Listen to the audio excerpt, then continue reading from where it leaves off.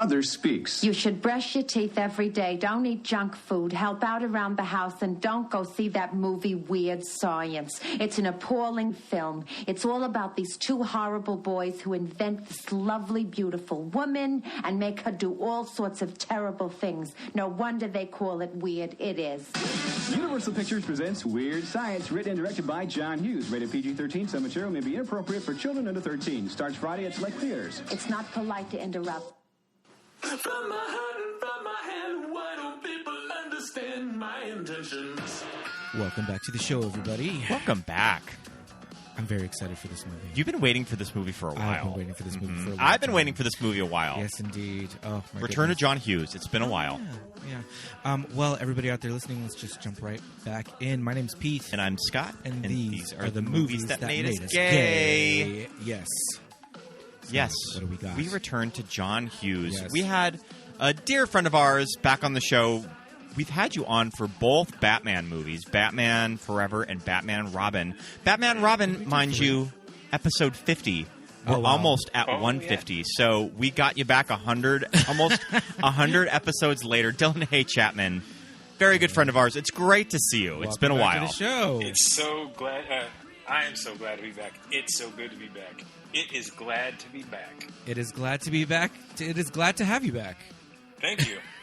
So I purposely wanted to have a straight man on the podcast specifically for this movie. Yeah. Just because I feel like this bananas movie, I feel like gay men and straight men both equally love it. It's like we can both relate to it for different reasons. Sure. We take different things and maybe the same things away from this movie. So yeah, I wanted to have a straight on for this episode specifically. And where would you find one of those? And what? And what a straight! But all the way in Connecticut. Mm-hmm. Yeah. Oh man. I still can't get used to you being an East Coaster in Connecticut. That makes all of us. That seems so waspy, and I don't really think of you as waspy. Are you like hanging out with Tony and Angela and Mona? Well, I guess like Liam Neeson lives nearby. Okay. There's Sam Waterston is nearby. That tracks. My only context for Connecticut as a kid growing up was Who's the Boss, because that's where Angela's house was. So that's all I got. Angela, Samantha, Jonathan. Who's the boss? Stick around. Those are the Muppets, man. Oh man, yeah, the Stick Around. Oh, and then Stars Hollow. Hollow was our other. Okay. All right. I think that Don Draper lives in Connecticut because I think that he commutes to Manhattan. Yeah. What a train ride. Totally right. Wow. All right. All right. So some housekeeping. Yeah. Some housekeeping for the episode. We watched, you probably gather it, Weird Science, directed by John Hughes, released October 2nd, 1985. Mm-hmm. So this kind of completes, well, I mean, I shouldn't say trilogy of teen movies because Pretty in Pink, the year after, a movie which we have covered, the other John Hughes movie that we've done, was in 86. So I can't even say like trio of iconic teen movies because there's a fourth. Right. But I feel like Weird Science is always the one, wherever people are talking about John Hughes' 80s filmography.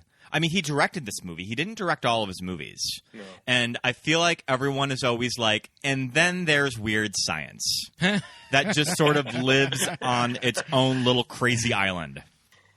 Yeah. Yes, it does. I don't know what to say. It was better than I knew it was going to be good. So it's not like better than I remember it. I'm just glad that it held up. It had some, some interesting things that dated a little bit. But yeah. What did you guys think about it? I think that it is absolutely wild that this movie and Breakfast Club were both produced and released in the same calendar year. Oh, that's right. How in the hell is that possible? I feel like Anthony Michael Hall looks older in this movie than he does in Breakfast Club. I don't know chronologically which one came first. I mean, Breakfast Club, I think, was a March of 85 movie. Okay. And I think that Anthony Michael Hall says on the Blu-ray that we had that John Hughes was writing the script for Universal as they were making Breakfast Club. Okay, got it. And pretty much said, I have your other movie, Anthony, that you're going to be in. And he's like, okay. Sure. Anthony Michael Hall straight up looked like an adult to me in this movie when I was a kid. Yeah, exactly. As a kid, yeah. And I guess when he gets his new wardrobe and his body wave, he looks a lot more mature. But yeah. But now watching it, they both look like children. Yeah, especially Wyatt. Especially Wyatt. Yeah, he was only barely 15 at the time. I don't know. That's insane. I feel like this 15-year-old child having a makeout scene with Kelly LaBrock in this movie. I know. I was thinking, Pen 15. How did you get it? Right? They got around it with doubles and stuff. Body like double, that. Weird Science. Nope. We're making out. So this actor grab this boy's ass. Kiss this woman, and she's going to touch your bottom. So this actor was in a Cameron Crowe written movie that I was not familiar with in '84 called The Wildlife. Okay, Dylan, have you ever seen The Wildlife? I have, and I love that movie. A pro wrestler parties with his buddies at a swing singles apartment complex. And I know how you guys can watch it too if you like. Yeah, I have a DVD of it. We might have to hit you up on that. Okay, yes. so we're talking about the actor who plays Wyatt, Ilan Mitchell-Smith. Doesn't have the biggest IMDb. I think he later catalog. I think he later became a college professor or something. He did. Yes, he did. The Wildlife, 1984. So he would have been like even you would have been like 14 in this movie. Crazy. Yeah, he's really young in that one. Yeah, and this is kind of the John Hughes kind of universe is known for actors going between movies and Molly Ringwald and Anthony Michael Hall, and this one kind of has the least amount of the big players. Yeah, it's pretty much appear just in other movies. Anthony Michael Hall and also the guy from The Club who was the daughter's fiance. Oh, the oily boy hunk from 16 Candles. Yep. Yeah. Well, he's also the maintenance man in The Breakfast Club. Yeah. Right. That's right. Yeah. So yeah, those are kind of our only John Hughes through lines in this movie. We'll talk a little bit more. High School. Shermer High, yeah, that's true. The shot at the end, and all of that, the Illinois universe sort of thing that he keeps going, sort of like the Stephen King of Chicago. Totally. We'll talk a little bit about John Hughes and his kind of favoritism with Anthony Michael Hall and Molly Ringwald, and how he kind of fell out with both of them for some choices that they made. I wasn't aware of that, so I'm excited to hear this. Yeah, it's interesting. But we'll start off with the fun stuff with this movie. Right off the bat, we always talk about our early memories of the movie that we're discussing. So do you have an earliest memory of seeing Weird Science? Do you remember seeing it in the theater maybe? I saw it in the theater. Awesome. I did. Great. Yeah, Love it. Love it. I saw Back to the Future. Mm-hmm. My grandparents took me. It was the last movie that they took me to. And then I saw Weird Science with my mom's boyfriend. And I was able to convince my mom to let him take me.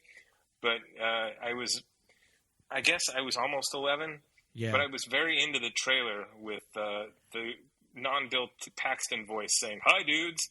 It's the audio. It's the audio from the Puppeteer in the trailer. It's not Bill Paxton. Yeah. All right. Go watch the trailer. That's it's just, interesting. "Hi, dudes." It's not Bill Paxton. Anyway, we thought it would be something a little bit more kid-friendly, but it wasn't terrible. But my mom loved the movie when it eventually came out on video, and she called it Fairy Godmother Story, and she was super into it. She still loves that movie. So I never really thought of it. That was my memory of it. I never really thought of it as a fairy godmother movie, but it totally is. Well, in the IMDb trivia, Kelly LaBrock refers to Lisa as Mary Poppins with tits. Yeah. And it's like, she is like a Mary Poppins character. Yeah. And I never thought of that either. Exactly, I always kind of Wyatt are Disney princesses. Yeah. Absolutely. They go in the coach, it converts from the Barbie pink Cadillac to Porsche to it's a full like Cinderella story. Yeah, I kind of was going for like Genie, but I like Fairy Godmother a little more. Yeah. Mm-hmm. She's a little more Genie in the like USA Network series spinoff that was like 10 years later. It was fully the 90s. It came out in like the early 90s. It ran 5 seasons. I mean, that's pretty on brand for 90s USA programming, though. Man. It ran 5 seasons with what's her name from Kingpin? Vanessa Angel. Yeah, Vanessa Angel. Yeah, and Lee Turgison from Oz as Chet. I remember watching it and kind of being, it was cute, it was charming. It was a USA Network TV spinoff. Ahead of its time. Yeah. Yeah, seriously. I do have memories of seeing movies in the theater from 1985. I remember seeing Goonies and Back to the Future in the theater. Don't have a specific memory of seeing this in the theater, but I do remember recording this off of the television, off of KTLA Channel 5 here in Los Angeles. And the television version has the deleted scenes edited in. Mm-hmm. Yeah. To make it longer, I guess, to pad it out for a 2-hour block. I was talking to Nicole about that, why the differences were there. And it has to be padding it out. They show up on the scooters with their energy domes on. Yep. And Gary and Wyatt have a little extra scenes in the kitchen as he they're having their He takes out all the pizzas and he puts them in the microwaves with the wrappers on. Yeah. Oh, yeah. And they talk a little bit more about like watching Frankenstein and horror movies and all of that. Just another side note, the song is different on the escalator. Yeah. What the fuck? So it's a Van Halen, which I was like, what is this doing here? It's the Van Halen Pretty Woman. Ever. Yeah. What was it? What was it before? Was it just Weird Science? It's just Weird Science. Yeah. Yeah. But and another piece of trivia: the reason why you haven't seen The Wild Life is because Eddie Van Halen has rat fucked it. He did the soundtrack and won't give them the rights to redistribute on home video without reneging the contract. And now that he's gone, they still won't do it. Sure. So that's why you haven't seen it. It used to be on TV all the time. Yeah. And then whatever expired, Eddie Van Halen has blocked that movie completely. Okay. And I guess he just didn't care for it? I don't know. Like, I guess he's holding out for money. I don't know. But the movie won't get home video release because it got Laserdisc. Didn't Eddie Van Halen die? Mm-hmm. Yeah. I don't know why he's blocking it. Like, your soundtrack is not what makes that movie compelling. Get me Wolfgang on the phone. Yeah. Get Wolfie. Get Wolfie on the horn right now. Get me Wolf. I'm sure he owns all the rights to all Valerie. that. Get me Val. Mm-hmm. Yeah, that's what we need to do. Get me Bertinelli. I can butter her up. Val knows some people at Universal that can pull some strings. So as a kid, I remember we recorded this on KTLA, and we also on the same tape recorded 16 Candles, also from KTLA. And at the time in the 80s, they would loop over the cursing with like non-curse words. Flip. Yeah. A lot of flipping and all that. And so my sister and I would watch this tape all the time, nonstop. Would just laugh hysterically at we knew they were curse words. They fucking forgot my birthday. But I do specifically remember watching this a lot because I just was obsessed with Kelly LaBrock. Just like, oh my God, this woman. Just the accent is like everything. The costumes, she's so funny. I want to get into all of her looks later. Yeah. I have them written down. Good. She's so good in this. Just the natural actress, just like for a model, great. For an actor. All of the acting in this is better than it needs to be. Yeah. It's very well cast. Absolutely better than it needs to be. So done. Yeah. My sister loved Robert Downey Jr. in this. She was just like, oh my God, like this guy. And yeah, I just was fascinated by like Gary and Wyatt and their friendship and like having like sleepovers in high school. Two beds in the room. My friend Ray had 2 beds in his bedroom in high school. I guess it would be weird if they had one big bed. It was just easy. No, well, yeah, or one of them sleeping on the floor. Theo Huxtable had 2 beds in his room. That's right. And he didn't share a room, so I guess it was a thing. But also, Wyatt's very wealthy. Yeah. Oh, Immensely. Immensely wealthy. The maid doesn't come until Monday? Yeah. Fuck you, kid. Fuck you, dude. He's got his own bathroom. He's got a master suite. Oh, he has the full master bedroom, but there's probably like suite. 5 master bedrooms in this house. Yeah. I didn't grow up in Shermer, Illinois. No. I knew kids with that kind of like domestic wealth about them. Right. I didn't know a lot of them, but my uncle's parents, my uncle's father was a OBGYN. So we used to go to their pool to swim, and I saw that kind of like, this does exist. Yeah, This is weird. And also why it just like, I guess the computer system that he had. Mm-hmm. We'll get into the computer scene. It was a birthday present. But before that, my early memories of this movie. So I feel like this is one of those movies that when I would go visit my dad on like a Friday night, that this would, I feel like this is kind of staple Friday night programming on like TBS or TNT. Definitely, yeah. That I think that I only watched this movie edited for cable because I don't even think I even rented this movie a lot. Yeah. But I feel like it was just always on. Yeah. So, yeah, I definitely grew up watching this on cable. Very fascinated with Lisa. Mm-hmm. Definitely thought both. I was also really into both of the girlfriends because there's the blonde and the brunette. Deb and Hilly, yeah. Yep. But yeah, I'm like loving it as a kid. Yeah, it's like we were saying, it has some things that it hasn't aged badly at all. A movie of its time. Yeah, very much a movie of its time. But I think it's kind of okay for kids to watch. Like I feel like you could only really cut out like a handful of scenes and it would still work today. Mm-hmm. Yeah, but it's charming. The two leads are charming. It's very watchable. They're you're on their side the whole time. Gary Anthony Michael Hall sometimes is a little he's a little arrogant. He's a little kind of racist. Yeah. Mm-hmm. Just a little bit. He's just trying I wanted to get to that. I don't ever. I'm not the kind of person that likes to wade into those kinds of things. Sure. Yeah. Because I'm a listener. Yeah. But there's a payoff on that when. And sorry to sidetrack. There's a payoff when Ian and what's the other boyfriend? Michael's character. Yeah, Joey J. I think. When the boyfriends are trying to order from the bar, Max. Sure. Max. Yeah, and there's a bartender at the house party. Yeah. Yeah. And they tried the same bullshit. Yeah. And they get the Heisman. The hand comes out. Yeah. And so like. And earlier, he calls him Soul Brother. Yeah, exactly. And earlier at the candy bar, there was they sort of worked up to that permissive. Mm-hmm. Sure. Yeah. But when it's on display, it's kind of like, oh my god. Yeah, totally.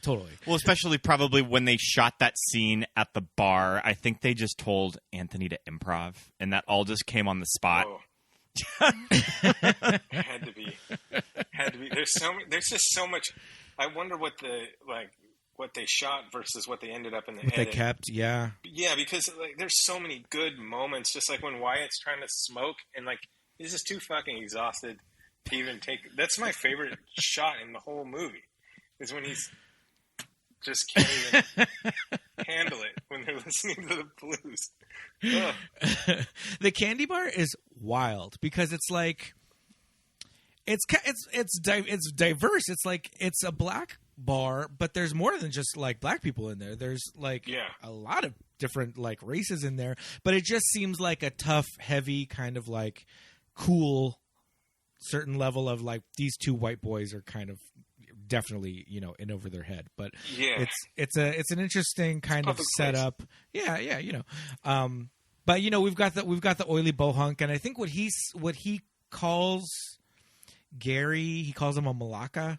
Yeah, that's a Greek term. Oh, okay. Yeah, it's a Greek term, and that he's also Dino.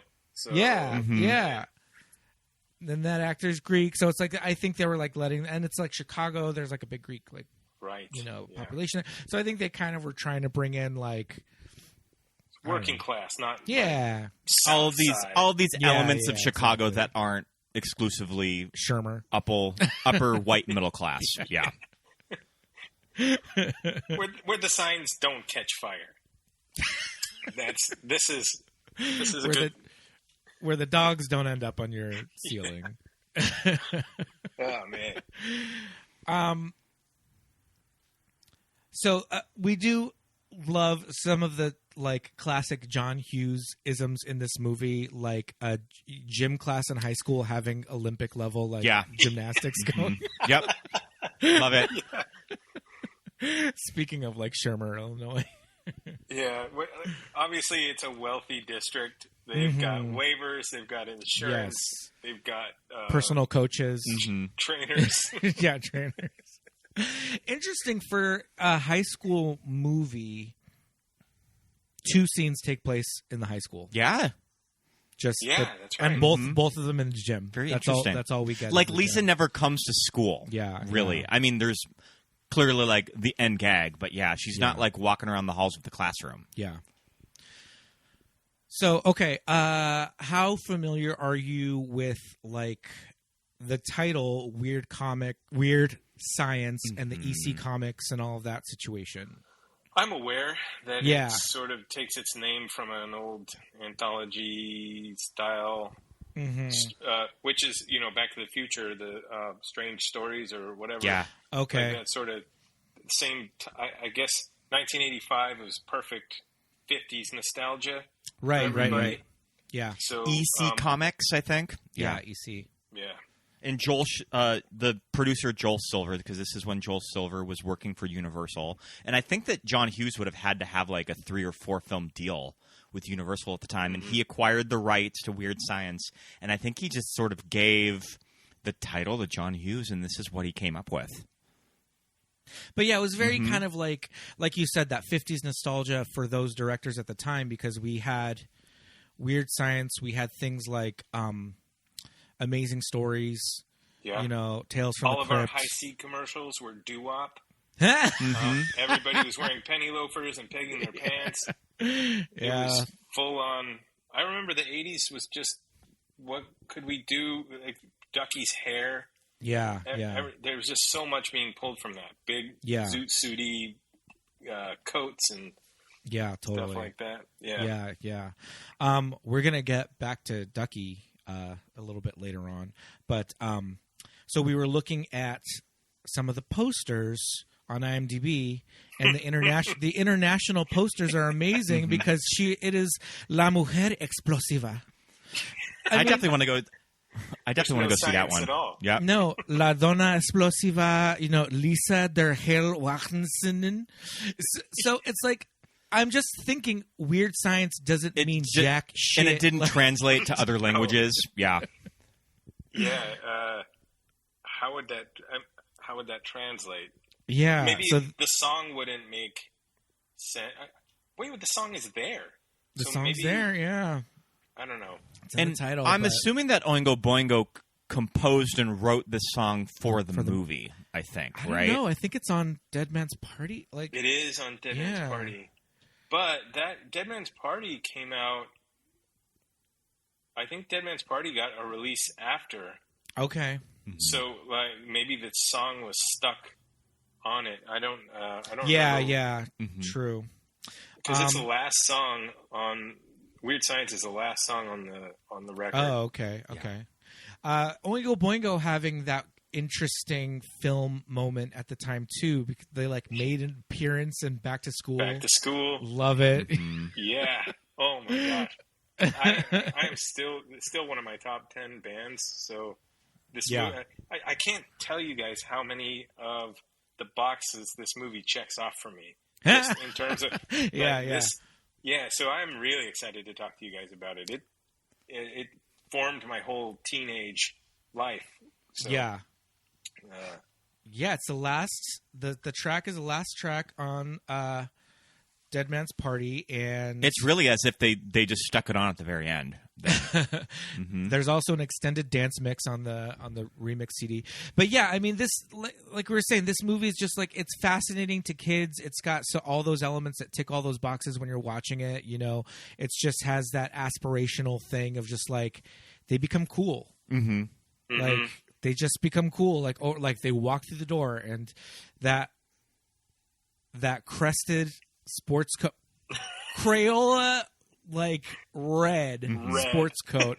Why does Chet have a red? Yeah, it's his fraternity coat. Is yeah, he in a glee club. Yeah. I was trying to read the crest. You can't read it.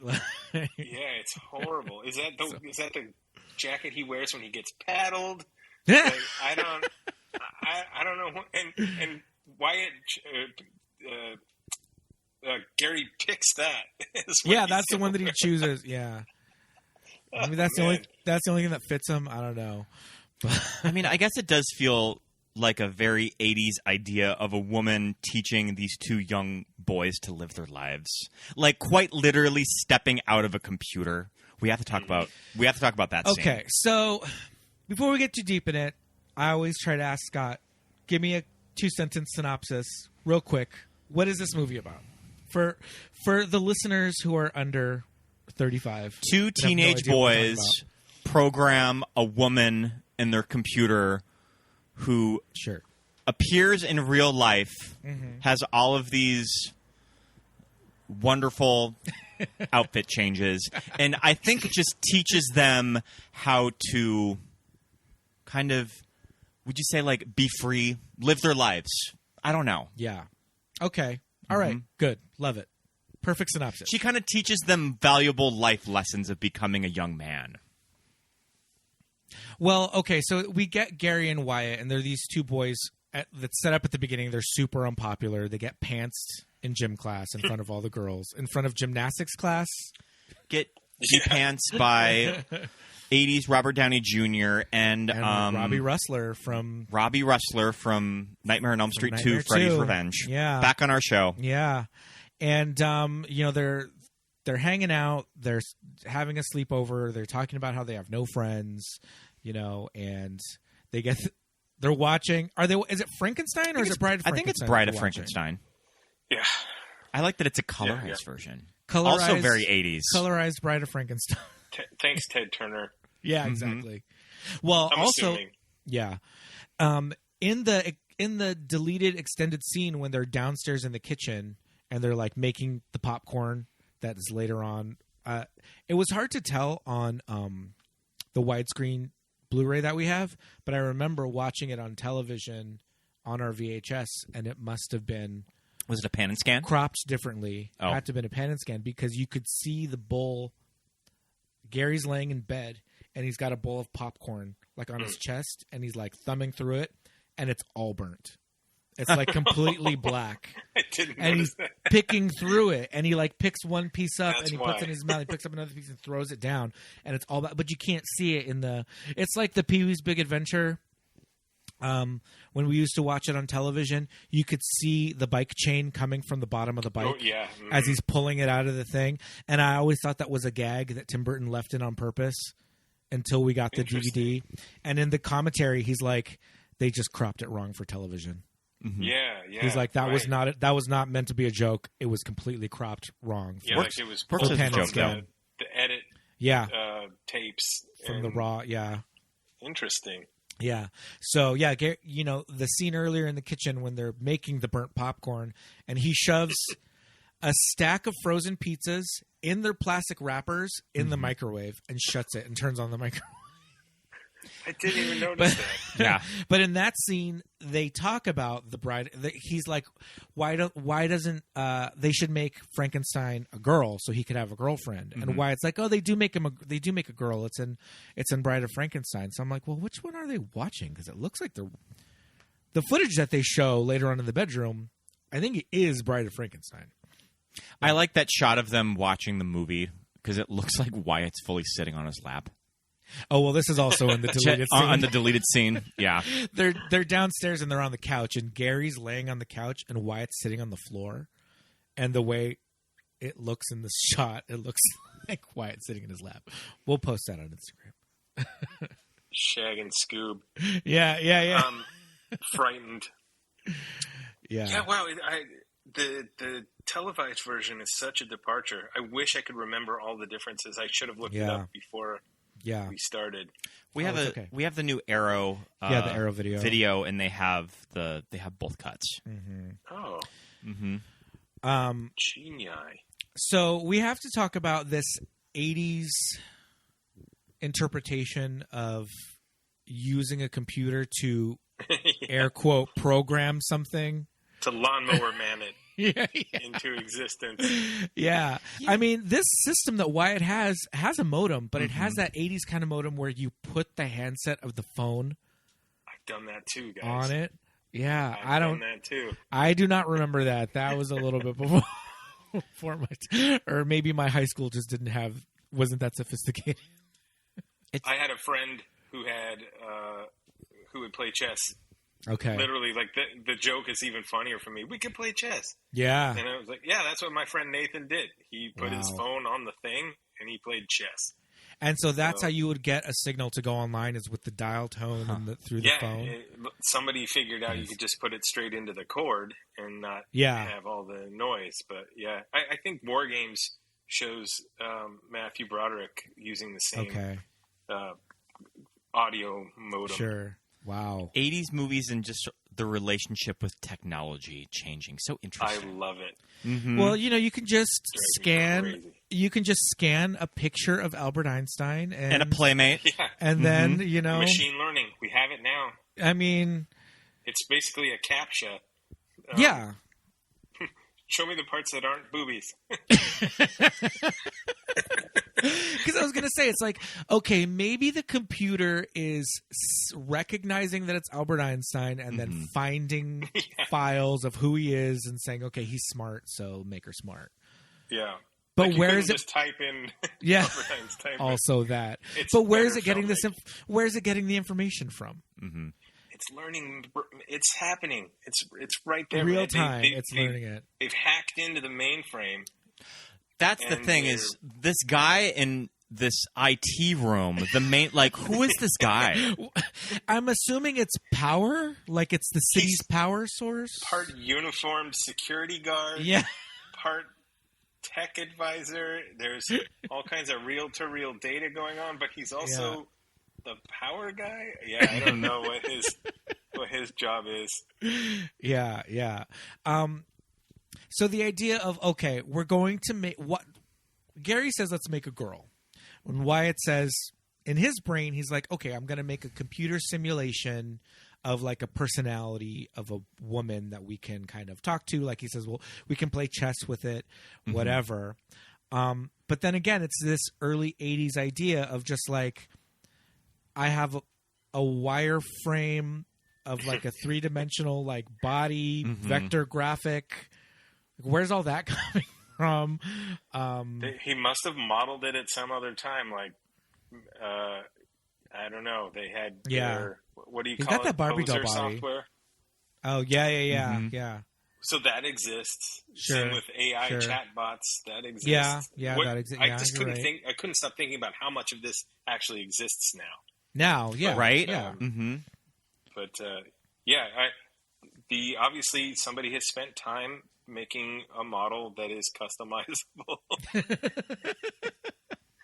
Yeah. I mean, sometimes I'll take for granted just how fantastical and over the top this movie is. And then when I sit down and revisit it and you get to a scene like this and you're like, holy shit. Like, this movie fully knows what it is. Yeah. And it's really going there. Yeah. Like, it is fully aware just that it is ridiculous and it's really leaning into it. Yeah. Something that I kind of, what really telegraphed well to me as a kid in the 80s was the images that they put in. Multiple pictures of Kelly LaBrock, lips, but then they put in, Mozart, Einstein, and David Lee Roth. Dave. I mean, that was just like, okay, this is giving me Ringmaster. Kelly later on, or Lisa later on, pulling out the gun on Gary's parents, like just her like outrageous part of her attitude. That all came from Diamond Dave, right? Well, see, and that's another thing that made me feel. I was trying to think how much of it is they're creating a sex robot, versus no, they have created somebody that has all of the power. Yeah. And she's going to grant their wishes, but they never, even when they mess up, they don't get a chance to They don't abuse her.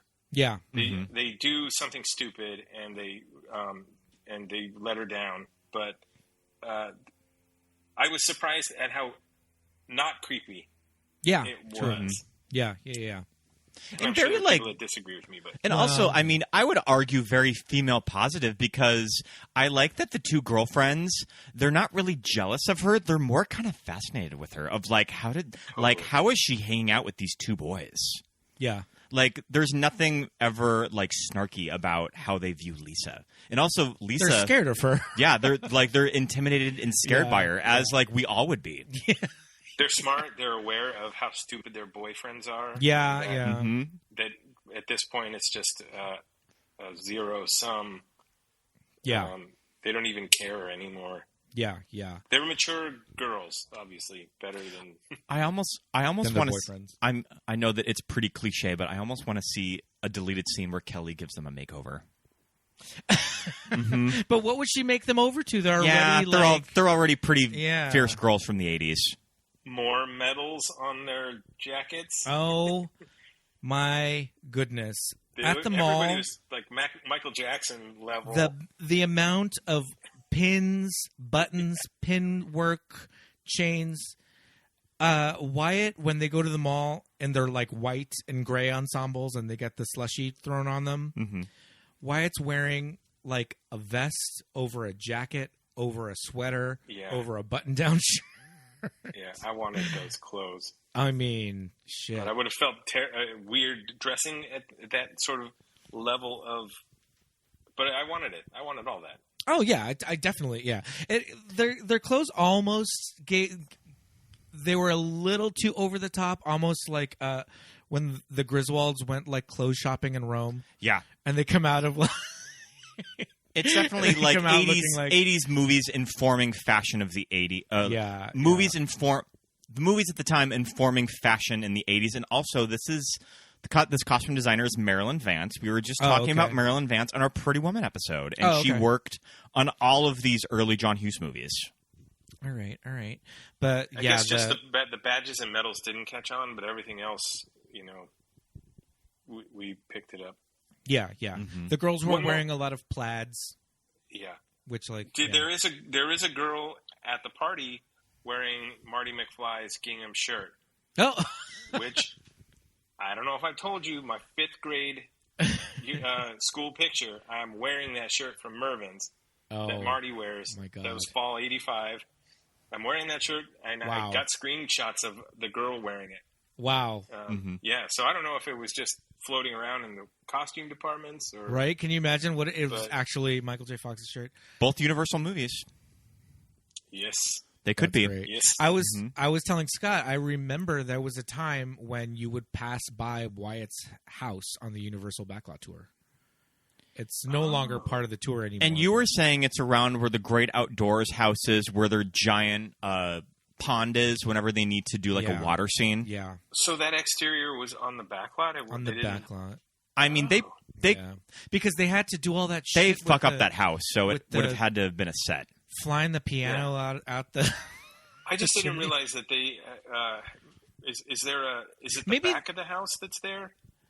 I feel like I remember it being the front of the house, but it was years ago. But it could have also been a situation where they just found a house and then they built it, right? Don't they do that kind of thing? Like with the Golden Girls house. But I have memories of being on the tour and them saying, this was the house from Weird Science, and being like, holy shit. But it's since been gone. We can do a little bit of research on that to figure out what's going on. But yeah, that house is ridiculous. This is like the richest kid in all of the the John Hughes movies. Yeah. I think even beating Jake Ryan in 16 Candles. Yeah. Richer than Ferris Bueller, his parents. Oh, yeah. Ferris had all those resources, enough trophies and things. But Wyatt had the computer. Wyatt had that system, oh, man. I forget about Ferris. Ferris Bueller is 86, right? 86, yeah. Wow. I think, yeah. Yeah, I think so. It's just like churning them out. Yeah.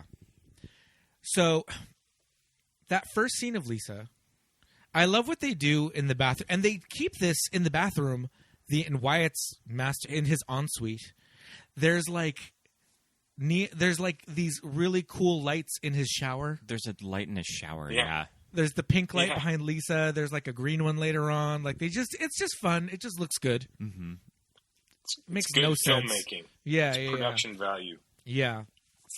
But when Lisa comes out in the little blue panties and the cutoff like belly shirt, I mean this look, it's on like the posters with the two of them like pointing at her like, what? Oh yeah. It's like the iconic look. Yeah, and this is pre Steven Seagal, Kelly LaBrock. Yeah.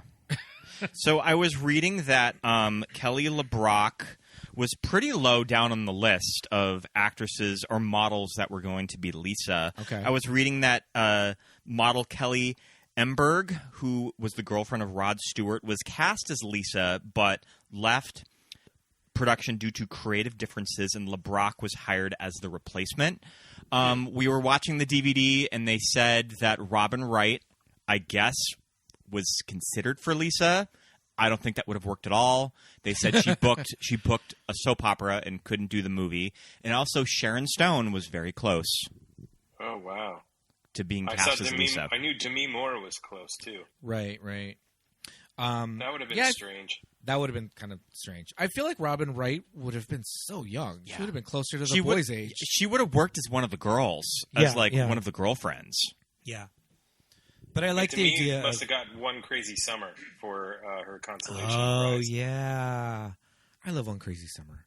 But I love the idea of Lisa being older. In English. Than the boys. And I love that she's English. A little more sophisticated. Got the British accent. Yep. She had already done The Woman in Red with Gene Wilder. Already? Oh, I didn't know. Yeah, that was 84. Our Prime account really wants us to watch The Woman in Red. It's always on there of you might enjoy suggested movies. The Woman in Red is always there. Yeah, and we watched the trailer for The Woman in Red, and it looks not great. Yeah. I mean, it's about Gene Wilder having an affair, like cheating on his wife. Like, it's kind of crazy. Yeah, I have seen it, but I don't remember anything about it. Yeah. But I mean, so they went with Kelly LaBrock, a famed model.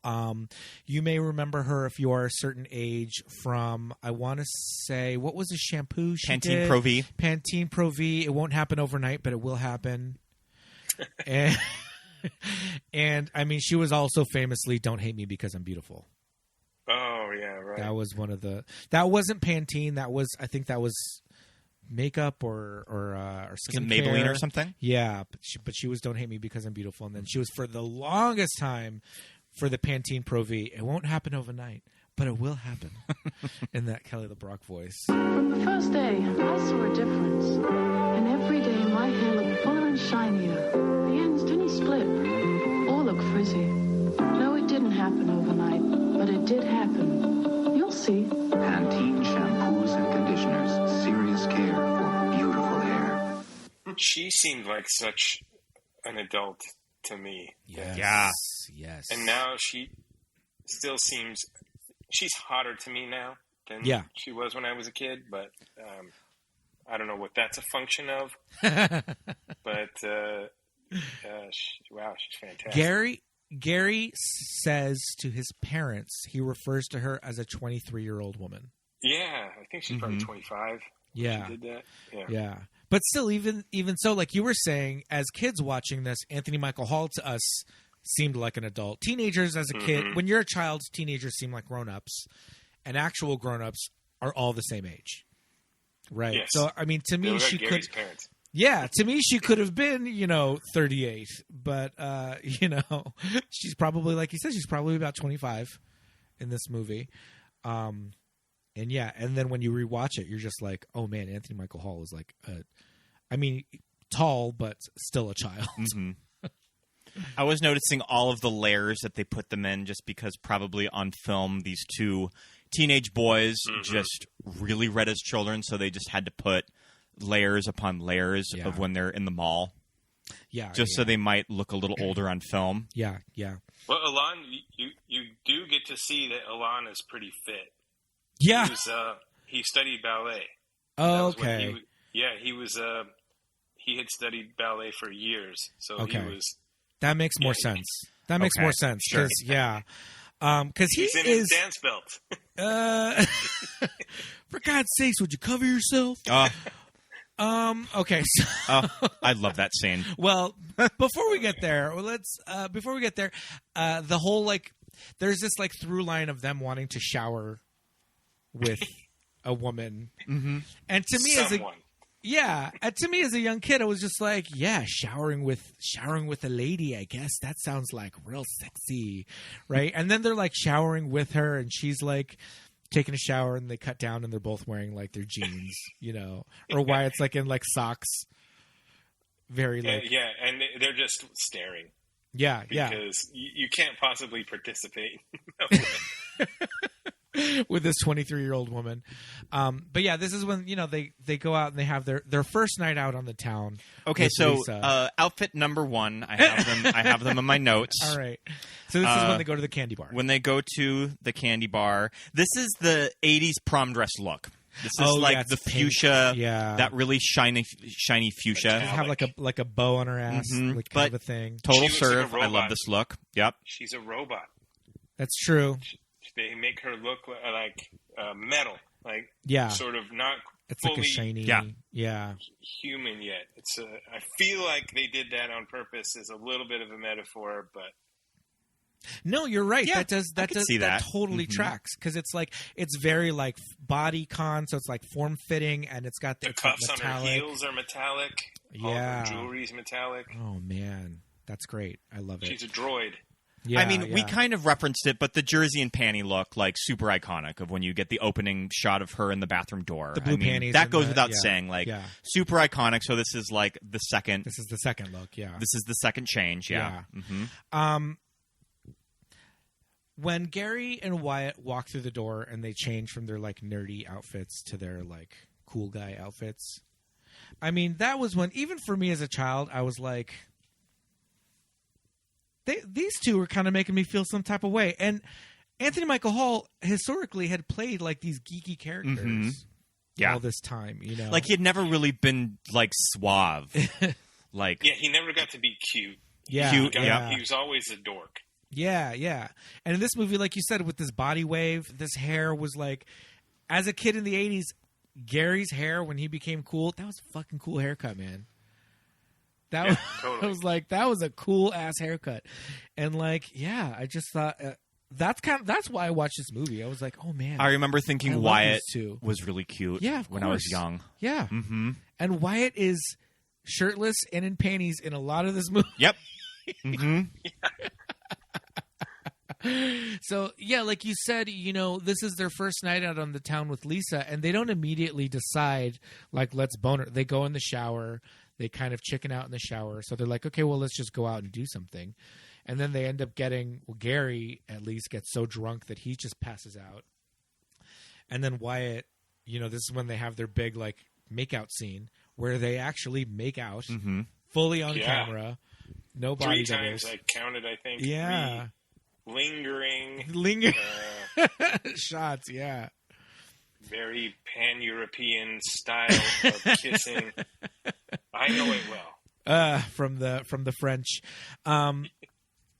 It could be a body double where she grabs his bum. We don't know, but probably not. Yeah. But I mean, ultimately, at the end of the day, we do find out that she starts a gymnastics routine and he falls asleep. Yes. And that is a very funny kind of conversation the next morning when she reveals like that she started a gymnastics routine for him. And she's in Wyatt's pajamas. Yeah. Mm-hmm. She's making him breakfast. Because, as we discover, he's in hers. Yeah. And I mean, and again, it's like, yes, we understand this is a 15-year-old. This is a child. So we will not get go any further. But we were kids when we first watched this movie. So yeah. Is that a little risque that they've swapped their pajamas? I mean, come on. He's in her underwear. And like a crop top too. Yeah. Yep. I think that goes along with what was the other? It was Risky Business. Yeah. DeMornay was in his shirt. I don't. So it was kind of a trope. Yeah, that's true. There was that commercial where I missed you. The woman's going through the guy's closet. It was sort of like showering with them, and hopefully they wear your clothes. Yeah, that's how you know that you're like a grown up doing grown up bedroom things. You are pulling in the yuppie period. You are crushing it. Yeah. I mean, you could probably find these briefs in like an international mail catalog. Well, they're not boy cut. They're like lady cut, but they with the white waistband and then the blue, they almost do look like boy briefs. But you like your panties? It's a joke, Jay. It's all. That's not a joke. That is a severe behavioral disorder. Those are women's underpants. I mean, the next thing you know, you'll be wearing a bra on your head. Oh, the old man's going to have a stroke on this one for sure. All right, Chet, how much? How much? Oh, this goes way beyond payment, pal. Come on, Chet, please. Well, your VCR should cover it. For openers. Thank you. For Christ's sakes, will you cover yourself? Superhero. Yeah. Yeah. The best underoos.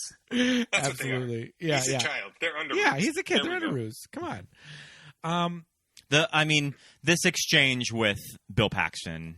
This is where we meet and Chet. Wyatt is really funny.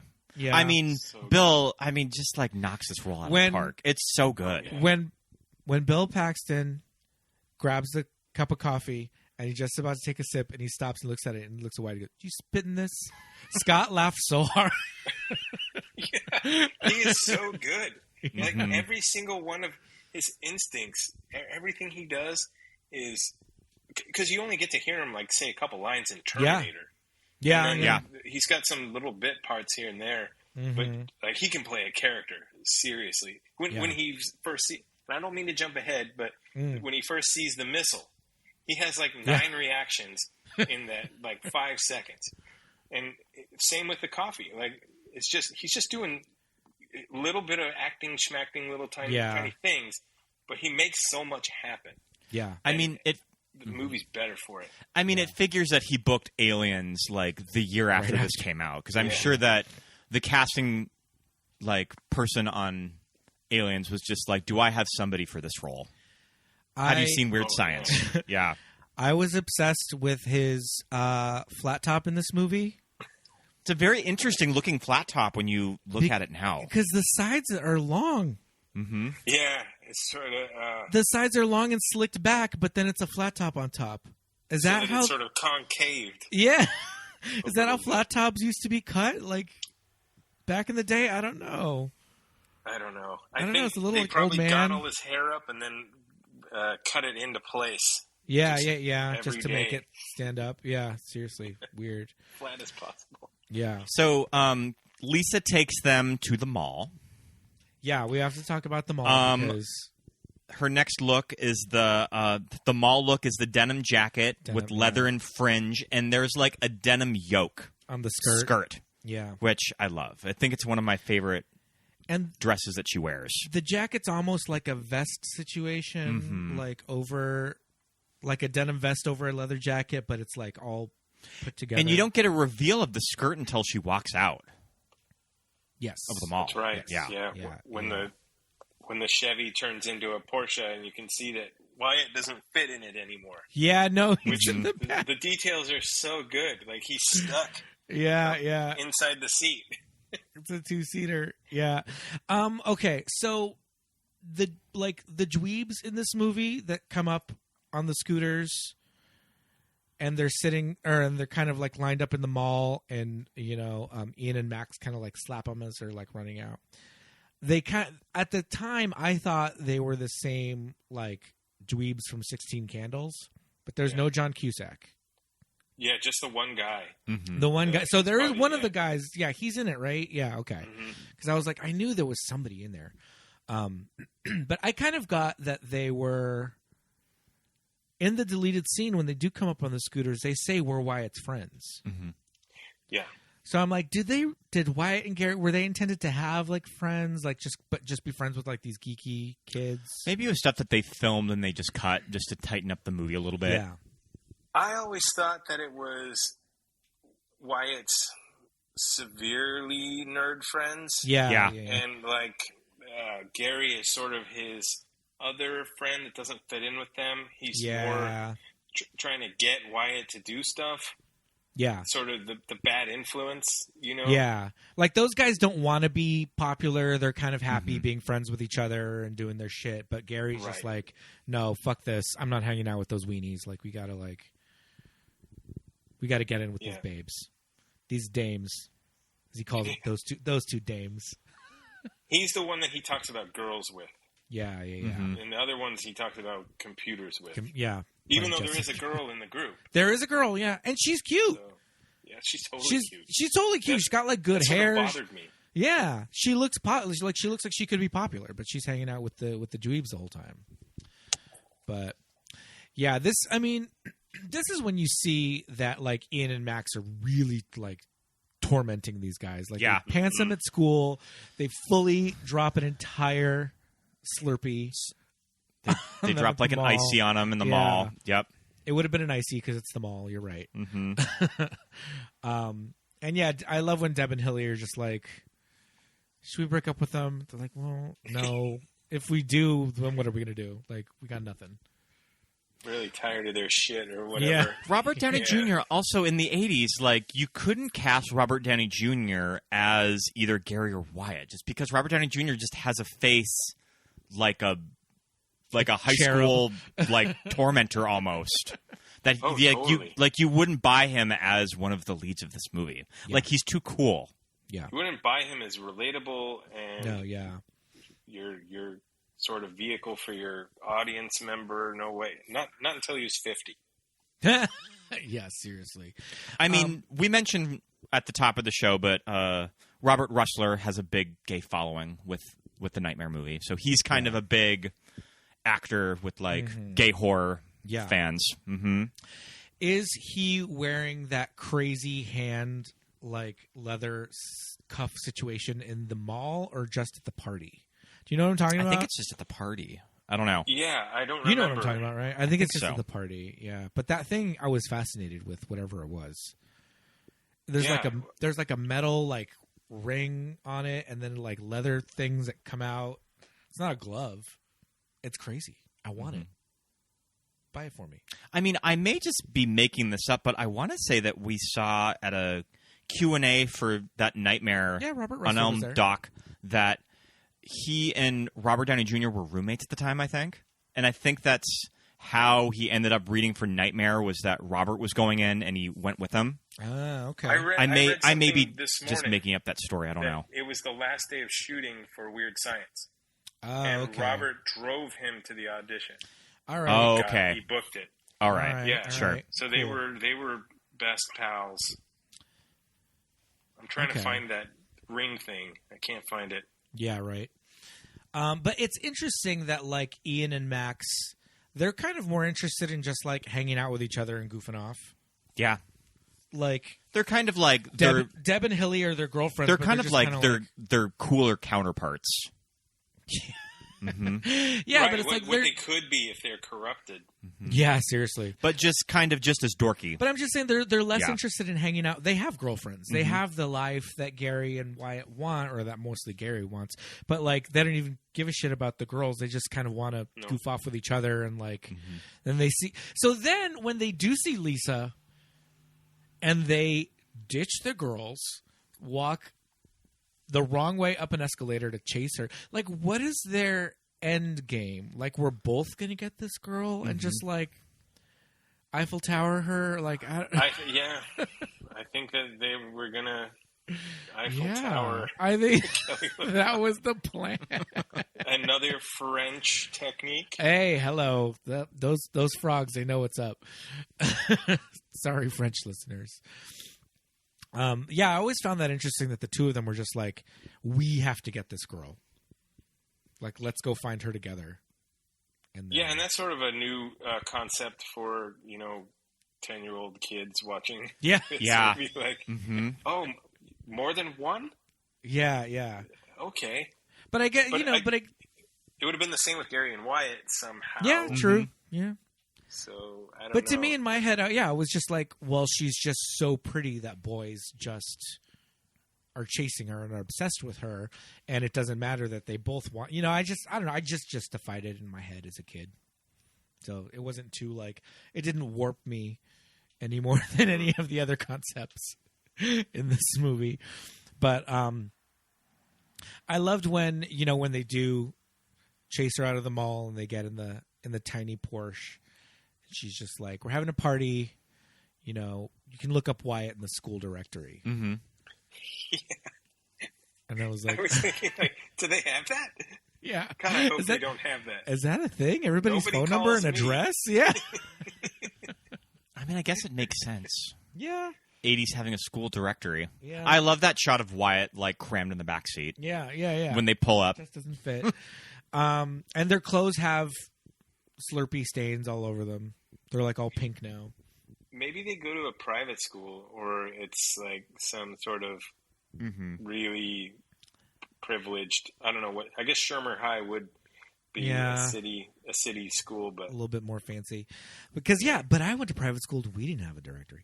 I don't know. So this is where Lisa goes over before the party. Mm-hmm. She goes over to Gary's parents' house. And this costume change, she's wearing the studded punk motorcycle jacket with kind of a ribbed skirt with leggings, which is very cool. It reminds me of the costume that Marilyn Vance did for Vivian in Pretty Woman. Oh, yeah, absolutely. Because it's like layered skirt over leggings.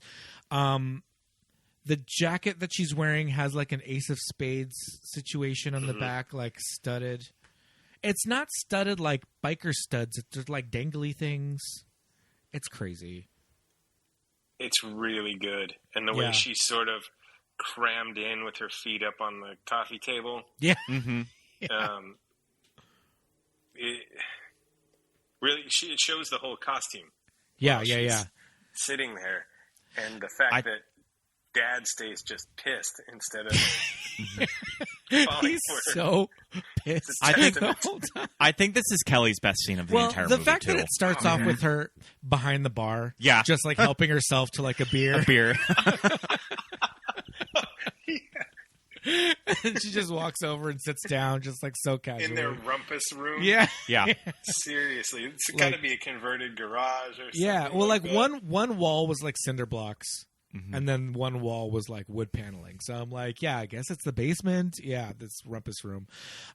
Before they get there, she's convincing Wyatt to have the party, and they walk from one room to the other, and her outfit changes without us seeing it. Mm-hmm. And she's also doing this very bewitched pointing at the lights and turning them on and off. And I was obsessed with that as a kid. I mean, I was like, she's just a witch. Now she's a witch. Now she just like... And I like that they use it sparingly. Yeah. That she doesn't do it a lot, but when they do moments like this, it's super effective. Yeah. Well, like with Gary and Wyatt's parents, she doesn't like mesmerize them. She pulls a gun on them. Also, it was the 80s. I guess she does mesmerize them later on because the dad forgets. That's true. Who the hell is Gary? And his mom, she's done a couple other things too. The mom looked familiar. I can't remember where I've seen her. I thought she was Carol on The Walking Dead for the first season that she was on. I was thinking, how old is that actress? But it's not the same. Not the same woman. Mm-hmm. I do remember from my taped from the television version, she says, "You're out of shape, I'll kick your ass." And in my tape, she said, "I'll kick your can." Oh, Oh, yeah, I remember that. You're out of shape. I'll kick your can. And I was like, I'll kick your can. But you totally believe it. Yeah. I don't know how tall Kelly LaBrock is. Nobody in this movie is particularly tall. No. So, but she, in those heels, she definitely does look like she could take him out. Yeah, totally. I agree. He should have pressed the point. And then I feel like there was something about Gary tossing off. I think they might have cropped it so you don't see him making like the jerk off motions with his hands. On TV, yeah. Yeah. I never tossed off to anything. Oh, Gary! And when he goes to the double. Yeah, the two. So good. Oh, man, so good. I'm taking Gary to a party. Over my dead body. He's a good kid. He studies hard. You've got no complaints. If anybody should be bitching, it should be Gary. You ever compliment him on his grades? You ever compliment him on anything? Hey! Look, Mom, compliment's embarrassment. You know. Dad, you know. Shut up! Have you ever wondered how sad it is that your son's only sexual outlet is tossing off to magazines in the bathroom? Oh, Gary! Ma, I never tossed off to anything. You told me you were combing your hair. I was. Mom, shut up. I've never the water's running all day. Look, I've never shut up to anything. I've never tossed off. Shut up. I've never tossed. But yeah, this gun that she pulls out, it's kind of wild. That's something you probably wouldn't get today. But, hey, it's a squirt gun. It's got water in it. But yeah, her monologue about Gary being a good kid. Gary being a good kid. Yeah, it's a nice moment of Lisa's performance. Totally. But it's all really funny good. too when she's explaining the party and she's like, "I'm not talking about candle wax on their nipples." So witchcraft funny. And witchcraft. Yeah, she says witchcraft. That's so good. I'm just like, that's so fucking funny. I mean, it's such a bummer that Hollywood is that sexist and they don't know what to do with a model, an actress like Kelly, that she couldn't really follow this movie up with anything. Like, you can't. Like, clearly she's a good actress, but they just didn't ever know what to do with her. Mm-hmm. She's so good in this. I was shocked.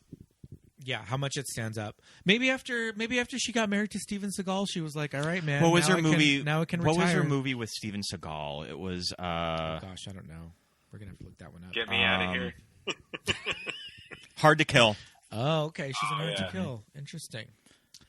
When they're in the mall and she's like, "We're having a party tonight. Look us up." I was just like, the party's pretty much. That's it. Like, after the party, it pretty much ends. Yeah. We're only halfway through this movie.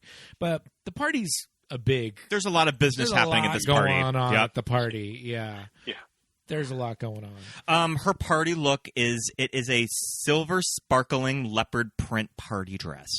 With the back is open down like to her ass. I'm not sure if it's one piece or if it's two. I feel like it's a dress. I think it's like there's like a skirt. You don't see her legs. I think it's just like a scoochie right above the knee. Sure. I think it just goes right to her knee because when you see the back, it's cut really low. And I don't know. In my brain, I think maybe you see her when they forget to hook up the doll and the missile shows up. Mm-hmm. Or right before the missile shows up. You forgot to hook up the doll. Yeah. But yeah, I like this this fabulous party hostess look. And she's walking around with past hors d'oeuvres. Caviar. Yep. Mm-hmm. Caviar. Caviar. to high school kids. Yeah. I mean, she does. Is it irresponsible for Lisa to have like a full bar with the bartender at this party? I don't know. For teenagers. There was so much underage drinking depicted back then. Yeah, it was sort of that's true. I think it was an expectation. It wasn't even something you had to encourage. Yeah. It was just. I mean, come on, look at generations before that. My parents, I know they drank. Yeah. When they were teenagers, and told smoking. Me they did. Yeah. I mean, I feel like the party in 16 Candles, like crazier. It really hits home the underage drinking in that movie. Yeah. Yeah, but I love when they just open the door and she just says, "Hi." And everybody's just waiting. Yeah. But yeah, the chaos of the party. Did she compel them to all show up? Yeah. At the exact same time. Yeah. Because that's the other thing. That's another, it's not, nobody's trickling into the party. Mm-hmm. It's not a dud. It's everybody is here now. Yeah. Everybody comes at once. I think that she makes that happen. She had to have, because there's no other way that word would have even gotten out fast enough. The only people that we see late are Wyatt's actual friends. Yeah. In the TV version, and Ian and Max. Yeah. They're the only ones that show up late. Yeah. To make an entrance. And then they proceed to make fools of themselves with the bartender. Yeah. Now, is the bartender from the club? Yeah, he's in the club. Mm-hmm. He's at the table when they're sitting around talking. Yeah, he's the one that offers Gary the drink first time. Oh yeah. Slaps the bottle in front of him. Is the blind dog burp or whatever they call it. Yeah. Is that the one where Gary says, "Called her every night, every damn night, on the telephone"? Your girl in Canada. Yeah. Yeah, I love the idea of having a girlfriend in Canada. Is that very just like Midwest? It's like believable that you have a girlfriend that you met. John Cusack talks about Farmer Ted's girlfriend in Canada too. Yeah. And 16 Candles, Farmer Ted. Scott, did you get that picture I texted you? I did. That was my senior year. That's how much of a child. You look like you could. You look like you could fit in with these two in the movie. Mm-hmm. I'm telling you, this was like I was just waiting for my moment when something would come. Like obviously, it happened for those two guys. Oh man, it could happen for me too. But so when the boys really start to get corrupted is when they just kind of like have this conversation with Ian and Max, though. Yeah. That's when I'm just like, what's going on here? But they learned their lesson. Yeah. They just had to be cool. Yeah. Mm-hmm. Yeah, they don't agree to give up her agency or anything like that. They just go, we'll just do a couple tweaks. Yeah. Because she's not real right. There's an ethical sort of dilemma there. Yeah, true. The montage of everything going wacky because of, them doing this procedure again is crazy. It's insane. The shot of that girl at the piano. That's also one of those scenes that you're like, oh yeah, this movie was made gratuitous. This movie was made in a very different time in Hollywood. Mm-hmm. She's a playmate, right? I think she was a Playboy model. I think so. Yeah, she was in Joysticks. Oh my too, god. And she was in a few of those. Oh man, is she actually playing the piano? Maybe. The blue kitchen, I loved. I thought that was such a great effect. Mm-hmm. Yeah, I thought it was always got turned into a hospital ward or something, but I guess it's just blue. It's just blue, yeah. Yeah. Because all their clothes are blue, but they also look like they could be scrubs, too. You're right. I guess it could have been. Such an interesting idea. And the one girl is wearing the cap that looks like... Oh, yeah. Is it almost like a beret that kind of looks like it could be like a scrub? But that was just me being unsophisticated back then, so... It's just blue. Yeah. The one guy gets trapped in the TV, very like Twilight Zone the movie. Mm-hmm. That kind of scared me because Twilight Zone the movie scarred me for life. Oh yeah, that was terrifying. Yeah, the one scene with the kid who. Yeah. Oh yeah. Oh my god. Whose section of the movie is that? That is Joe Dante. Okay, yeah, that figures. And the creature on the plane, the wing of the plane too, Dan Aykroyd section. That was really oh my god, yeah, that's the George Miller segment. Really yeah, absolutely. Speaking of George Miller, we have to say what a segue. I mean, John Hughes wanted the guy from Mad Max. It's Mad Max 2, right, or is it Mad Max 1? It's 2. It's Road 2. Warrior. He wanted the guy from Mad Max 2, and they got him. Same exact character. But they didn't get his platinum blonde twink on the back of his motorcycle that got the girl. I think that's from Mad Max 1. No, that's from 2. 2. Okay, never mind. I'm confusing them. Yeah. Those two movies blur together a lot. Like, I think of elements from Mad Max 2 that I think are in Mad Max 1, but yeah, they're 2. If you rewatch them, that will never happen again because they are very different. But yeah, Vernon Wells. At this point in my life, he was the bad guy from Commando. Yeah. I think Commando came after this. After. And it makes sense because this casting woman went on to do all of those Schwarzenegger movies. Okay. Yep. Yeah. Mm-hmm. Which brings us back to Commando, Alyssa Milano, Samantha! We did it. We did it. Full circle. Full circle. See you next week, everybody. Who's the really tall looking guy from The Hills Have Eyes? The Hills Have Eyes guy. Yeah, the Hills Have Eyes guy. Yep. Yeah. John Barry. It's not John Barry. No, not John Barryman. I have Barryman. But yeah, this scene was always very interesting to me. As a kid, I was just like, "What is going on? Who are these weird people?" Then, kind of seeing Mad Max later on, I feel like I saw the movies out of order. I saw. Well, that was a symptom of the era. Like now, everything's on demand. Yeah, you see things out of order because they're on. Whenever, I saw it when I saw it. I think that I probably saw Beyond the Thunderdome first before I saw any other Mad Max movies. But I mean, I had seen Weird Science before I saw Road Warrior, so I was just like, who are these weird people? Why do they look like that? Michael Berryman is credited as the mutant biker. Teacher, yeah, my teaching job. So good. Yeah, but it's just Lisa's just like they need to understand something. They need to learn some kind of a lesson. I think that they're just like proving themselves. They're like they're standing up for themselves. Yeah. When these bikers come into their party. Watching it now, I feel like they figure it out when he's obviously telling everyone things that they couldn't possibly know. That okay, Lisa's doing this, so we can't get hurt at this point. So we'll just stand up to them. But the gun is the surprise. Right. Gary has a Magnum. Just waving it around at everybody ducking. I always thought that was really funny. Good. There's a big little piece. There's a tiny little dollop of red fingernail polish on the sight of the gun when he's pointing it. Oh, really? Yeah, you can see it in HD. So what does that mean? I'm thinking at the time they thought nobody would notice it, and this is how you know that this is not the real gun. Oh, got it. Okay. This is the squirt gun. Yeah. And so, when it's pointing toward camera, you don't see anything, but it's on the back of the sight. Okay. So I saw that and I wondered, that's a very real red dollop of color there.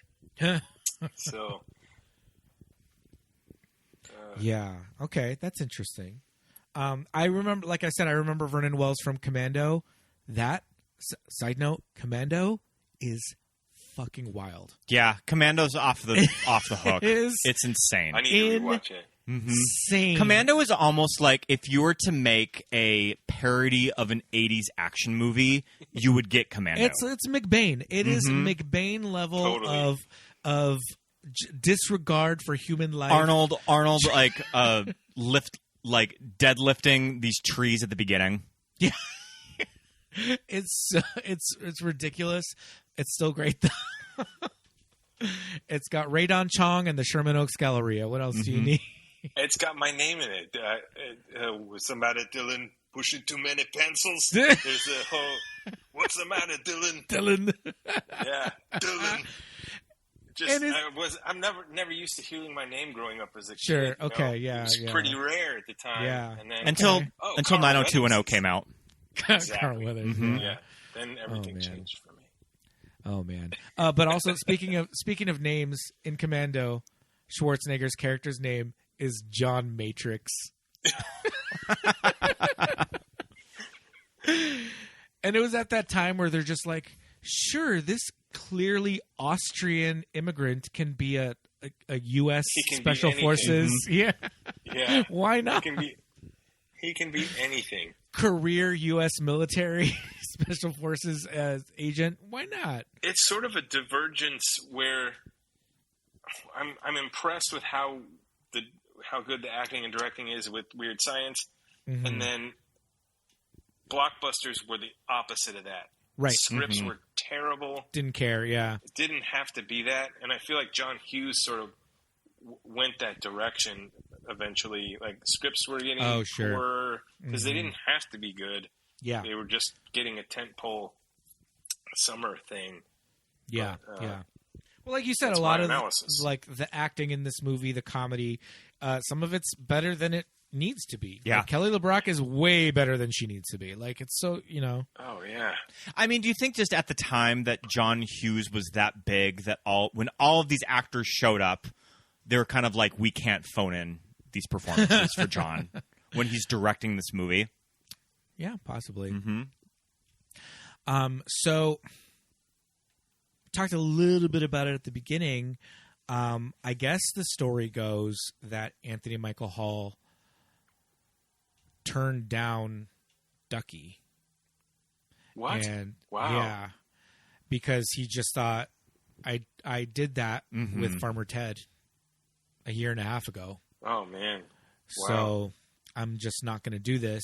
Probably took like Johnny Be Good or something instead. I think that he's talked about it on Michael Rosenbaum's podcast. Oh, okay. Was their big falling out. But yeah, he said his relationship with John Hughes was really never the same for years after that. I mean, when you look at Anthony Michael Hall's filmography in the mid-'80s, should he have taken Pretty in Pink? Probably. So wait, what was the falling out? The fact that he wouldn't take... The fact that he turned it down, and that John Hughes Ducky. just kind of got pissed off at him. Wow. And took it really personal. I've heard that John Hughes gets a little... Yeah, like, I mean, there's kind of stories about that with him and Molly Ringwald, So it's kind of unfortunate. And also because I guess there's also anecdotal stories about him just playing favorites with those two specifically. And, people on set saying that he, in the making of Weird Science even, that he was so, like... on such good terms with Anthony Michael Hall that he kind of ignored Ilan in like directing. That he is there a making of Weird Science? There's a lot of interviews. There's some interviews. There's some interviews on the new Arrow video. There's like there's a making of doc from like 2007, and then they have some new Arrow video stuff. Yeah, the interview with the casting. The woman that casted this movie, and then she later did like Commando and stuff. She talks about casting all of the early John Hughes movies, so that part's really good. Yeah, yeah. So it's interesting because John Hughes just said, we know he had this not fascination with, but it's like he kind of built his early career on writing these movies for young people, and then just kind of like taking these actors kind of under his wing and having this like repertoire, company of actors or whatever. But then it seems like if they didn't really kind of stay in line, then he was just like, all right, get the hell out of here. I think photos of John Hughes are really interesting at this time because it's kind of this man in his late 30s dressing like he's one of the cool kids. So it's like, does he just always trying to become one of the popular kids? And he looks kind of nerdy. That like ignored him when he was a kid. So I don't know. Yeah. I guess I have like no business kind of making any of those judgments. Yeah, we have no idea. But yeah. And we don't want to speak ill of the dead. Yeah. They have spooky powers. But, this is all anecdotal, like we Witchcraft. said. Yeah. But does Lisa have any more costume changes? So right after the party hosting one, she changes into like a white linen look, and you noticed her wearing the swatches. So I guess this is sort of Lisa. Oh, this is the next morning. This is the next morning. So I guess this is sort of Lisa stripped down a little bit. Yeah. Because her hair when she meets Gary's parents, her hair is teased up and huge, and then throughout the party, and then later on, it's just a little bit more like. I guess it's sort of reflecting on the crazy night before, so they strip down this character a little bit in the wardrobe, so she's just wearing some like white linens. Sure. And this is right around the time when we get Chet, the Chet monster, the Chet like creature. Oh yeah. What is that? So gross. It's so gross. It's awful. It's really good. But even in that, Bill Paxton's doing a lot of good stuff with his voice acting. Mm-hmm. Like, it's still funny. Like, he's still doing really... I read that he tried to be in the suit, but he couldn't take it. So no. Yeah. Because it's short. It's not, like, tall, so he would have had to been, like, hunched down or down on his haunches or something. There had to be a hole in the floor or something. That house is all a build. Yeah, so, true. I'm sure there was accommodation for him, but really good. And it's got the flat top. Mm-hmm. Yeah. It's got the flat top built in. It's got like nodules all over it. It just looks like a big gross ball sack. It's totally. It's awful. Yeah, it looks like a giant ball sack made out of basketball leather. Mm-hmm. All this sort of the bumps, texturing. yeah. So gross. But it's like sickly green. It's awful. Mm-hmm. And like Lisa, kind of tells him to like mend his ways. Yeah. The couples, the way they just kind of profess their love for each other. Yeah. I know there's like full like I love yous in this movie. I'm just like, all right, kids, like let's put the brakes on a little bit. Yeah. Can't we like date for a few months? I love you. Yeah. His voice changing. Voice is crazy. It's so funny. I love you. It's and they do a lot of screaming in this movie. Oh, and, yeah. And Wyatt's like scream, his little voice, it just cracks me up. Yeah, I wonder if they're egging each other on doing that. They seem to be pretty good friends. Yeah, mm-hmm. They seem like real friends in the movie. So. Yeah. This last like car chase, did we need it? Probably not. But this is when you get a good scope of the fucking loaded neighborhood that they shot these movies in. You're like looking at these houses. I think it's an LA. I think it's an LA County. Oh, interesting. I just thought this was like a fancy suburb. Okay. Well, okay. I think it's supposed to be, but I'm pretty sure it's LA County seal on the side of that. Yeah. Is it like a Ferris Bueller thing Probably of right. that? The Ferris Bueller house is in like Huntington Beach or something. I think so. Maybe. Yeah. There was a Chicago unit, but there was another thing that I think was Los Angeles, and I'm trying to remember what it was now. You can see some backlot shots of the mall of stuff blowing up that you can tell that they shot that on the backlot at Universal. I think it's when she first takes them out in the car. Oh, okay. Yeah, there's some backlot stuff. Interesting. Well, yeah, I feel like the last little car chase, I'm like, all right, we don't need it. We don't need all this, but it's cute. It does let us get the reaction from Gary's dad. Mm-hmm. Because he skids out right in front of his dad's car. And it's clearly not Anthony Michael Hall driving it. No. It looks like Big Bird. Really tall little too tall blonde actor. Yeah. Who the hell is Gary? That bird. Yeah. Yeah. I'm assuming when Lisa finally does leave that Gary's dad gets his memories of Gary back. I hope so. Yeah. I hope so, at least. But yeah, I guess it's kind of funny that Gary just doesn't know how to drive this Ferrari. Mm-hmm. The Ferrari? Yeah. So, yeah. Now there's a Ferrari that wasn't there before. So now that Lisa has taught them all of their valuable life lessons, their goodbye to Lisa, she's wearing this like executive realness, demure woman of the 80s, and there's like a beautiful sparkling brooch with it. Oh yeah, it's a big brooch on the back. On the back. Yeah, this is a good final look when she says her goodbyes. Mm-hmm. It's sad. Yeah, it's very bittersweet. It's very sad. It's a little Mary Poppins leaving though. Yeah, like the wind's changing, so Lisa has to leave them. Yeah. Mm-hmm. Yeah. Go fly a kite. Yeah. Yeah. But I do like that we get the little button on the end of Lisa. The button on the end was a reshoot that I think that they may have tested this movie and it probably did well, but I think the ending had notes of that we need another end with Lisa. Sure. Of kind of like one last gag, one last reveal, and it's her being the gym teacher. And if that were today, that would have sparked the Weird Science cinematic universe. Yes, absolutely. That would have been post credits, or at least mid credits. Yeah, the gym teacher scene. I want to even say them being depantsed in the gym was also a part of the reshoot. Probably that they added that on later. Set. Yeah, the only times they were there, so it might have been. Yeah. But yeah, I like that. Like just sort of Lisa as this entity that comes and goes and teaches horny teenage boys valuable life lessons. But is it a thing when like those students talk about like being in gym class, the other teachers are like, "There's no gym class at 12:15." Right, yeah. Although I don't like, maybe Lisa's just fully on payroll and is like having her cup of coffee in the teacher's lounge. I don't know. Could make it happen.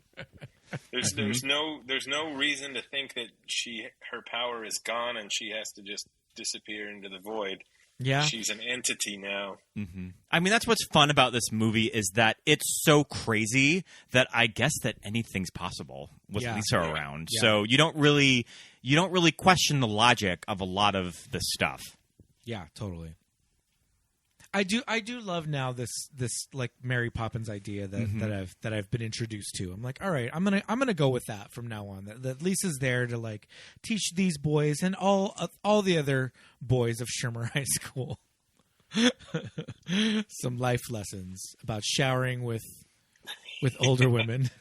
How to shower with early 20s model. Yeah. You two better loosen up. Oh, man. But yeah, like I mentioned before at the top of the show, just kind of a really fun movie from the 80s that like us as the gays and like straights can all bond over. Just because this movie's so ridiculous. You have somebody so fierce as its center, like head bitch in charge. Yeah. And I love that. Yeah, yeah. And it's just unfortunate, like you said, that she didn't really go on to do too much. But it's like we have this role, we have this character. She's great in it. It's Kelly. LaBrock. She's bringing the looks in this movie. Yeah. She like turns out some very iconic costume choices. But we were at the Americana and killing time before a movie, and we saw the Arrow Video Steelbook of this. I think we're at Barnes & Noble. At Barnes & Noble. Yeah. And I was like, $20, eh? I need this. I need this. Worth it. It's got a lot of supplemental stuff on there. It has the freaking televised version and those scenes that I was just like missing all these years. So I finally got to see him again. So I was so excited. I was like, I have to buy this. So great. And yeah, it's like aside from a couple of things in the bar. Yeah, like we mentioned before, very much a movie of its time, but I feel like if you probably sliced numerous moments of this movie, it would still work today. Absolutely. Absolutely. In like, I don't know, in sort of a flashback to the 80s sort of way. I mean, I don't think really movies like this are even made anymore by major studios. Was there ever... well, unless you're Dan Schneider... you don't really sexualize the teenagers that what his feet are the thing that Schneider does. Oh no! Which reminds me, wasn't Deb on Head of the Class with Dan Schneider? Was Dan Schneider on Head of the Class? Yeah. Oh, geez. He was Dennis Blunden. Oh, what? He was on that That's show. That's the same guy? After he did Better Off Dead. Oh, my God. He was John Cusack's She was, across the street. I forget that Suzanne Schneider was on Killer Clowns from Outer Space. I loved that movie as a kid. That is a good one. God. Wow. Okay, man, that's all like... Yeah, I mean, I remember the Ricky Smith. He sits in his room crocheting all day. Yep. I love Better Off Dead more than Scott.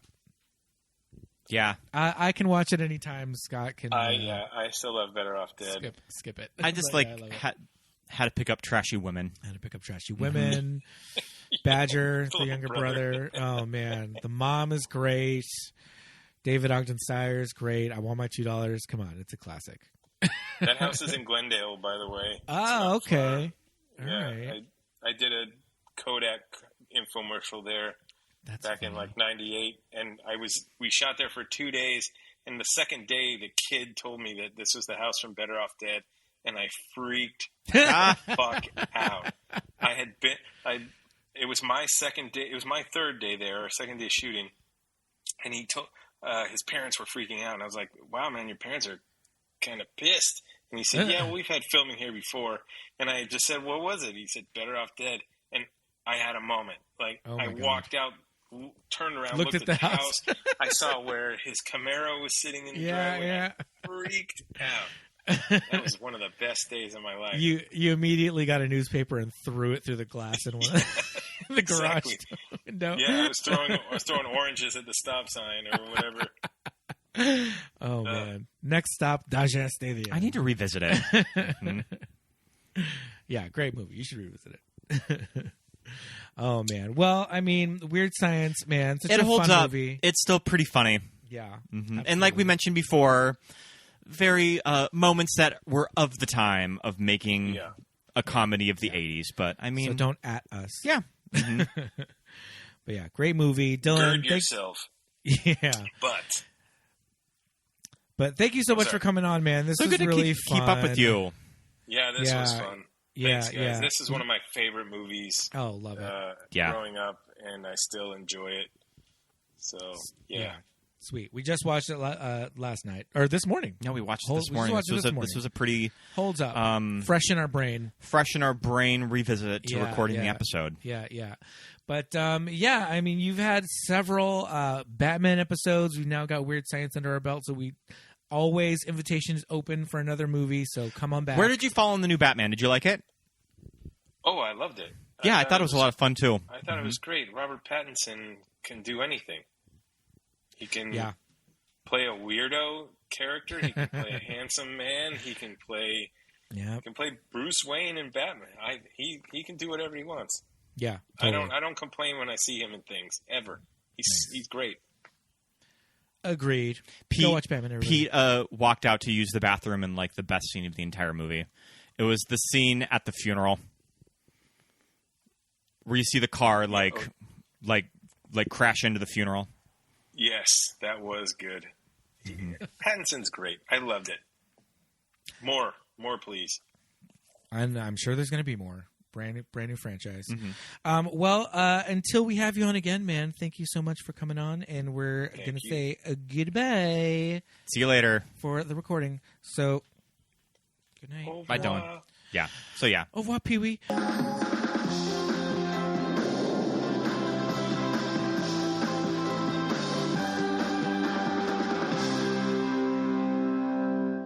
And thank you so much for listening, everybody. Yeah, fun episode. Yes, indeed. We love Weird Science. We love you guys. We are, let's see, coming up on 150. Yeah, it's coming up soon. Oh my goodness. We're coming up on our last episode that we're going to record in this apartment. Yes, indeed. We'll be, MTMUG headquarters will be... we'll be moving pretty soon. More into LA. Yes, indeed. Which will be exciting. It'll be say goodbye to Pasadena. A new recording space. Still our apartment, but a new apartment. But until that time, we're going to wrap this one up. With some Patreon shout-outs? Yeah, Patreon shout-outs. So we'd like to say hello and thank you to Ted, Benny, Jermel, Melanie, Christopher, Susan, JJ, Layton, Shelby, Michael, Charlie, Muffy, Paul, Jamie, Drew, Jimmy, Genevieve, Dawn, Joshua, Emily, Millie, Aaron, Melinda, Jim, Jessica, Nick, and Shannon, Christine, and Rufino. Thank you so much for being patrons, everybody. Head over to patreon.com/movies that made us gay for all of our supplemental content. Yeah, you'll get stuff like the Watch With Us commentaries, some photos that I post. Yeah. Seasonal playlists, behind-the-scene photos, postcards, a lot of supplemental material. So head over there. We have some fun videos during the holidays. just some peek behind the curtain. So yeah, head over there and check that out. And thank you very, very much for contributing. It helps us so very much. You can also rate and review. Give us 5 stars. Apple Podcasts. If you listen to Apple Podcasts or Spotify, you can give us 5 stars. And if you write us a review, we will read it on the air. Absolutely. We'll read it on an episode. We'd love to read them. Mm-hmm. So head over and do that. You can follow us on any and all social media platform that you are on. We are on Instagram and Facebook at Movies That Made Us Gay. And on Twitter, MTMUGPod. Yes, indeed. If you want to follow our personal accounts, feel very free. My name is Pete. I am at Peter Lasagna on Instagram and Twitter. I'm Scott Youngballer on Instagram, and follow my letterbox. Yes, indeed. So head over there and do all that fun stuff right now. But until then, thanks for listening one more time, and we will see you next weekend. Bye. Bye.